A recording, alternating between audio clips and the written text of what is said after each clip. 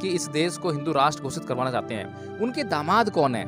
वे अपने दामाद तो मुस्लिम लेकर आते हैं, तब उनको परेशानी नहीं होती है, तब उनको वो हरा रंग दिखाई नहीं देता है, तब उनको जो है वो जो पाकिस्तान दिखाई नहीं देता है, तब पाकिस्तान से भारत को खतरा दिखाई नहीं देता है, तब पाकिस्तानी आतंकवादी उनको दिखाई नहीं देते हैं, तब आतंकवादी हमला भारत के ऊपर दिखाई नहीं देता है। हमारा मकसद जो है व्यक्ति को सुधार करना होना चाहिए, ना कि हमें जो है ये उल जुलूल की बातें हैं बेतुलम में हिंदू मुसलमान या जातिवाद पे आधारित होकर जो है कि ये पार्टिकुलर किस्म का पार्टिकुलर जाति का आदमी है, छोटी जाति का आदमी है, बड़ी जाति का आदमी है, ये सब बातें जो हैं इस देश के माहौल को बिगाड़ने के लिए हैं। सर जाते जाते आखिरी सवाल लेना चाहूँगा।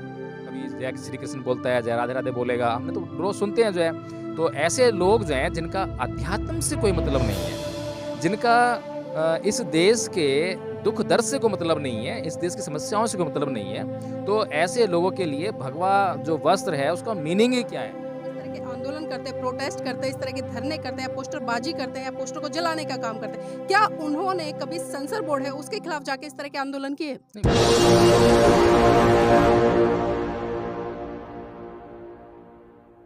नमस्कार, आप देख रहे हैं एनबी न्यूज़ 24x7 नीलम बौद्ध के साथ। और आज हम बात करेंगे साथियों एक ऐसे मुद्दे को लेकर जो पिछले 2 दिनों से काफ़ी चर्चा का विषय बना हुआ है। मैं बात कर रही हूँ पठान मूवी की। जी हाँ, वही पठान मूवी जिसमें कि मेन भूमिका में शाहरुख खान है और दीपिका जी हैं।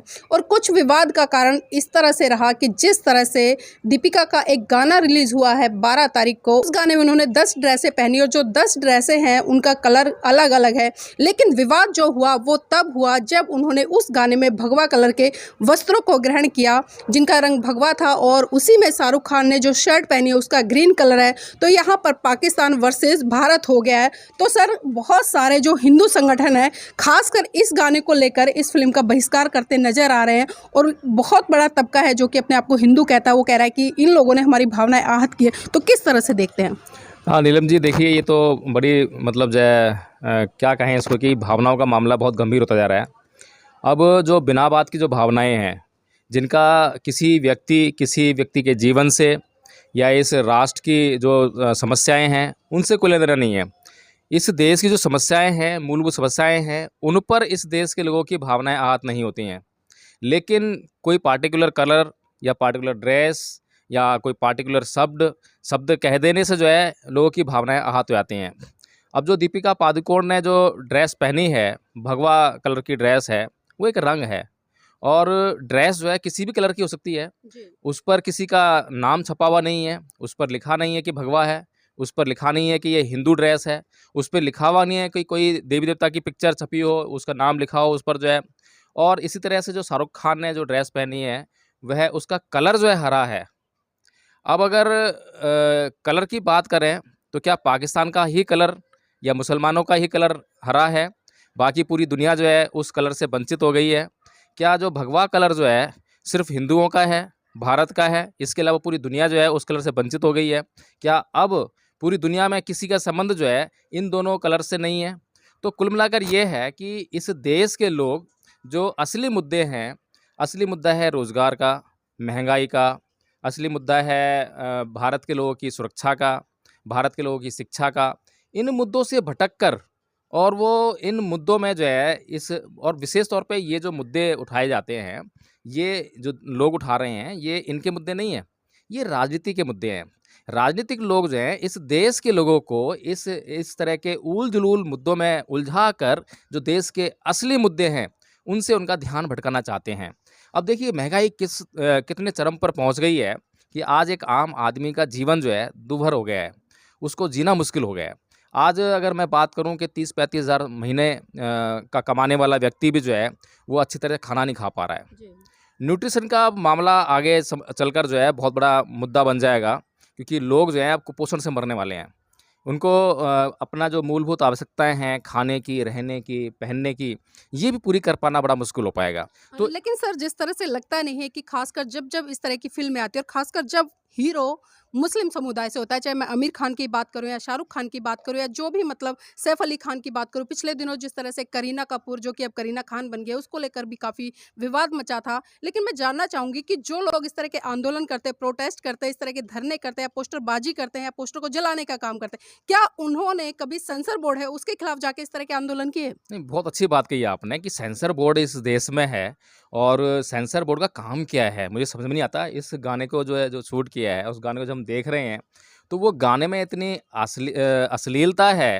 वो जो ड्रेस जो जिस तरीके से उसने पहन रखी है उस पर सेंसर बोर्ड चुप है। सेंसर बोर्ड ने उसको पास कर रखा है। और नीलम जी क्या बताऊँ इस फिल्म के बारे में। इस फिल्म के अलावा जो है ऐसी ऐसी फिल्में सेंसर बोर्ड जो है उनको प्रमाणित कर देता है कि उनको आप बैठ कर मतलब सेंसर बोर्ड का कहना है कि इन फिल्मों को बैठ कर आप जो है परिवार के साथ बैठ कर आप देख सकते हैं। जी। ये सेंसर बोर्ड कहता है। लेकिन क्या वास्तव में कोई व्यक्ति ऐसा है जो अपने परिवार में अपने बच्चों के साथ बैठकर उन फिल्मों को देख सके? ऐसी ऐसी फिल्में सेंसर बोर्ड पास कर रहा है। तो सेंसर बोर्ड जो है किस डिपार्टमेंट के अधीन है या किस सरकार के अधीन है? क्या इस सरकार का ये दायित्व नहीं बनता? ये जो हिंदुत्व का मुद्दा लेकर चलते हैं लोग जो है, तो हिंदू संस्कृति की बात भी करते हैं। तो हिंदू संस्कृति में क्या ऐसे अश्लील दृश्यों को दिखाया जाना वो मतलब जो है इनके लिए धार्मिक विषय या धार्मिक मामला नहीं है, इनका सांस्कृतिक मामला नहीं है क्या? उसके खिलाफ आवाज़ क्यों नहीं उठाते हैं? इतनी अश्लीलता परोसी जा रही है, उसके खिलाफ आवाज़ क्यों नहीं उठाई जाती है? और ये सेंसर बोर्ड को कौन लगाम लगाएगा? सेंसर बोर्ड जो है क्या कर रहा है, समझ से बाहर बात हो रही है। लेकिन सर इस पठान मूवी की अगर मैं बात करूं तो जो ड्रेस ड्रेस को डिजाइन करने वाला डिजाइनर है वो हिंदू है, जो इस फिल्म को लिखने वाला है वो हिंदू है, जिसने म्यूजिक बनाया है वो हिंदू है, जो इस तरह की कोरियोग्राफी कर रहा है वो हिंदू है, और खासकर इस फिल्म का निर्देशक और डायरेक्टर वो भी हिंदू है। तो इन लोगों को लगता नहीं कि उन लोगों के खिलाफ आंदोलन करें, बल्कि जब पर्टिकुलर हम देखते हैं जो खान समुदाय से लोग आते हैं, जिस तरह से मैंने बात करी मुस्लिम समुदाय से आने वाले लोगों की, उन्हीं के खिलाफ इस तरह का आंदोलन क्यों चलता है? देखिए इस मूवी से पैसा कमाने वाला भी हिंदू ही होगा, जी। ठीक है? इस मूवी से टैक्स कमाने वाले भी हिंदू होंगे। इस मूवी को जो है जो हल्ला गुल्ला जो भी कर रहे हैं वो सारे हिंदू हैं। इस सरकार में बैठे लोग हिंदू हैं। इनके जो है जब इनकी राजनीति में कोई समस्या आती है, राजनीतिक प्रॉब्लम जब खड़ी होती है, जब ये हल्ला गुल्ला करते हैं। अदरवाइज जितने भी हिंदू संगठन हैं, जितने भी बड़े हिंदू नेता हैं, बड़े बड़े नेता जो हिंदू हैं, उनके दामाद कौन है? बड़े बड़े नेताओं की बात कर रहा हूँ मैं आडवाणी जी की बात करूं, सिंघल जी की बात करूं, जितने भी बड़े बड़े जो अपने आप को हिंदुत्व का ठेकेदार मानते हैं, खासकर सर आरएसएस के लोग। आरएसएस के जो कि हिंदुत्व के आधार पर और बल्कि इस देश को हिंदू राष्ट्र घोषित करवाना चाहते हैं, उनके दामाद कौन है? वे अपने दामाद तो मुस्लिम लेकर आते हैं, तब उनको परेशानी नहीं होती है, तब उनको वो हरा रंग दिखाई नहीं देता है, तब उनको जो है वो जो पाकिस्तान दिखाई नहीं देता है, तब पाकिस्तान से भारत को खतरा दिखाई नहीं देता है, तब पाकिस्तानी आतंकवादी उनको दिखाई नहीं देते हैं, तब आतंकवादी हमला भारत के ऊपर दिखाई नहीं देता है, तब वे सब कुछ ठीक हो जाता है।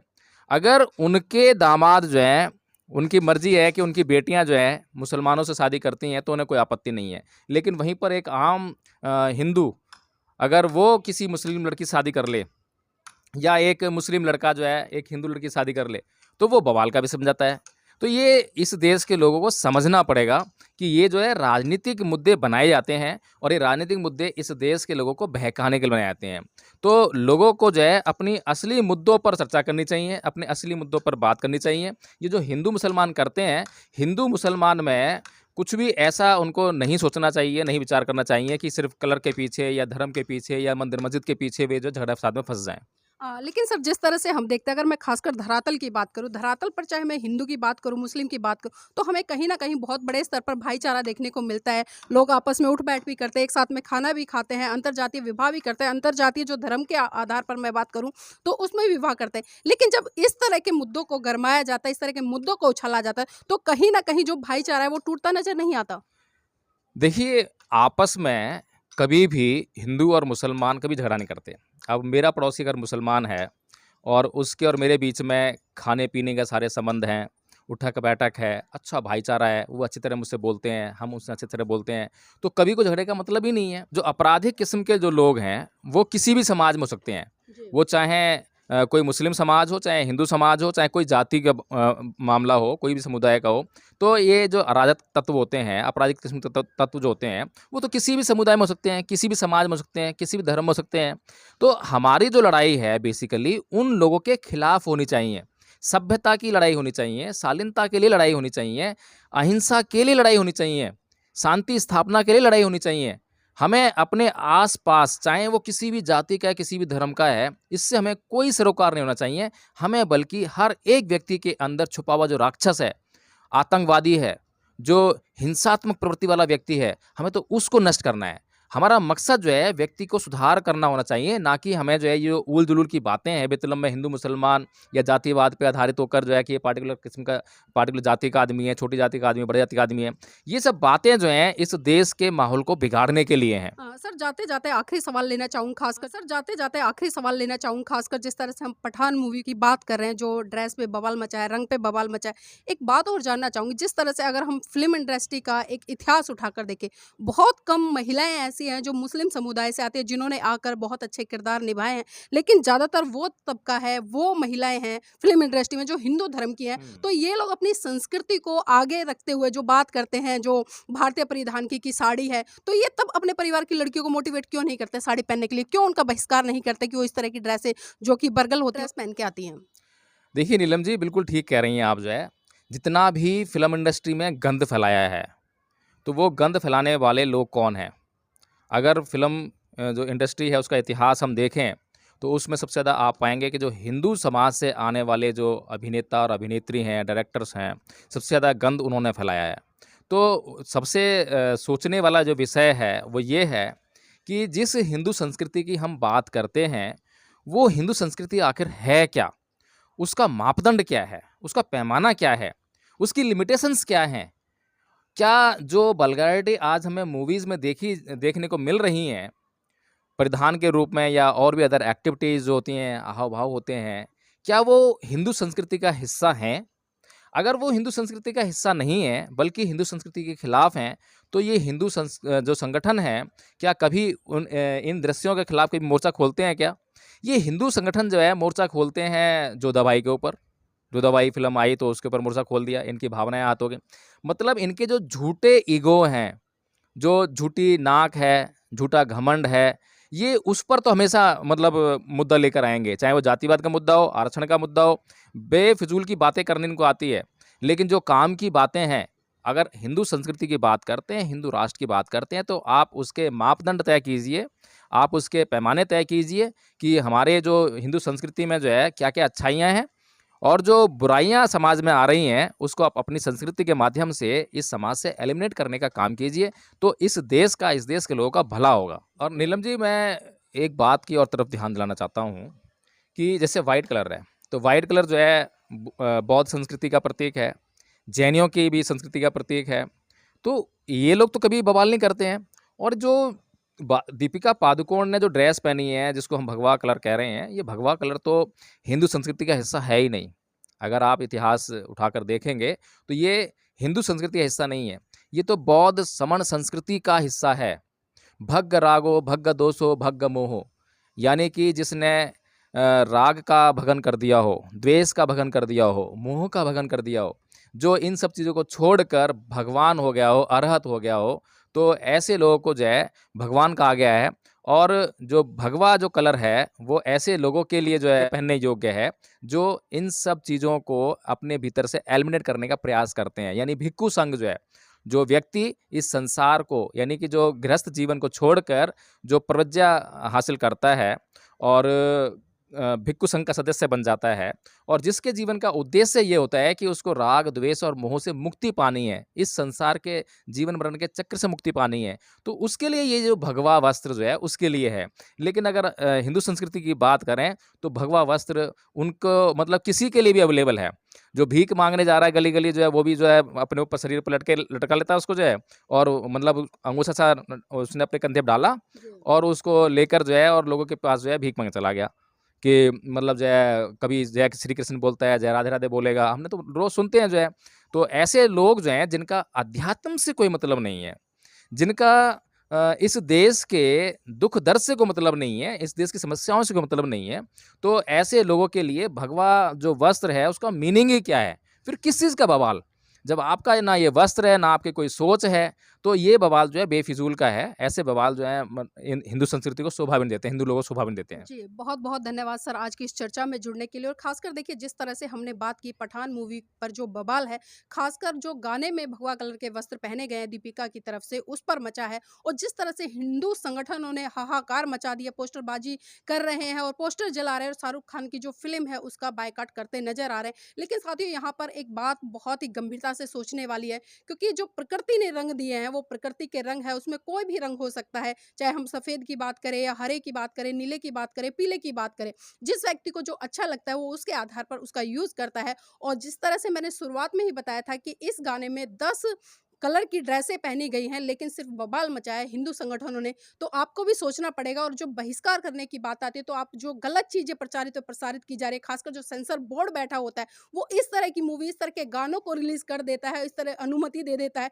जिनको आप परिवार के साथ बैठकर देख भी नहीं सकते। जिस तरह से महिलाएँ गानों में जो ड्रेसें पहनती है, अगर आप अपने घर की बहन-बेटियों को इस ड्रेस में देखेंगे, तो स्वाभाविक-सी बात है, वहाँ पर बवाल खड़ा हो जाएगा और आप कभी भी ये स्वीकार नहीं करेंगे कि आपके घर की बहन-बेटियाँ इस तरह की वेशभूषा में रहे। अगर आपको सही रूप में बहिष्कार करना है, तो गलत चीज़ों का बहिष्कार कीजिए। अगर आंदोलन करना है, तो आप शिक्षा के लिए आंदोलन कीजिए, रोज़गार के लिए आंदोलन कीजिए, स्वास्थ्य के लिए आंदोलन कीजिए, अच्छी सुविधाओं के लिए आंदोलन कीजिए, ना कि इस तरह की छोटी-छोटी चीज़ों को जो राजनीतिक प्लेटफ़ॉर्म पर तैयार की जाती है और आपको एक मुद्दा दे दिया जाता है कि आप आइए मैदान में और देखते हैं कि कितने हिंदू जागे हुए हैं।